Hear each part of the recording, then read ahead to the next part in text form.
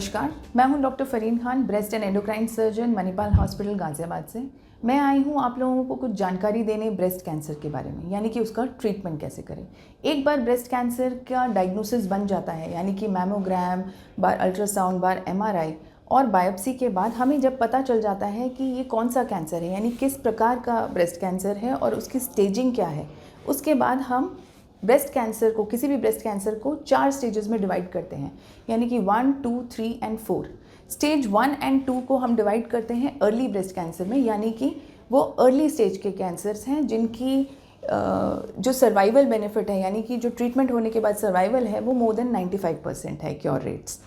और स्टेज 3 है, यानी कि आपका ब्रेस्ट कैंसर जो है आपकी छाती से बाहर निकल चुका है, वो कहीं आर्मपिट में या फिर ऐसे स्टेज में है जिसको हम जल्दी से ऑपरेट नहीं कर सकते, आपको किसी तरीके की कीमो वगैरह की ज़रूरत पड़ सकती है और उसके बाद वो ऑपरेबल है, यानी कि 1, 2 एंड 3 क्योरेबल स्टेज है। जब बीमारी स्टेज 4 में चली जाती है, यानी कि आपके स्तन और आर्मपिट से निकल के वो पूरे शरीर में फैल चुकी है, तो उस स्टेज पे बीमारी को हम मेटास्टैटिक यानी कि इनक्योरेबल कहेंगे, उसका हम पैलिएटिव ट्रीटमेंट करते हैं।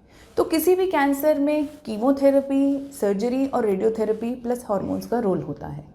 अब सर्जरी की बात करें तो हर कैंसर में पूरा स्तन रिमूव करने की आवश्यकता नहीं है।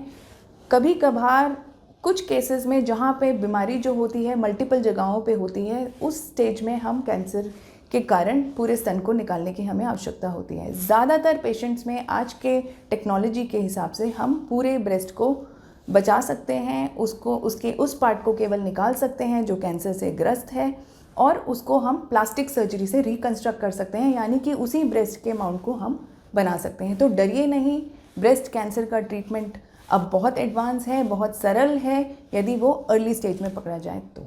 धन्यवाद।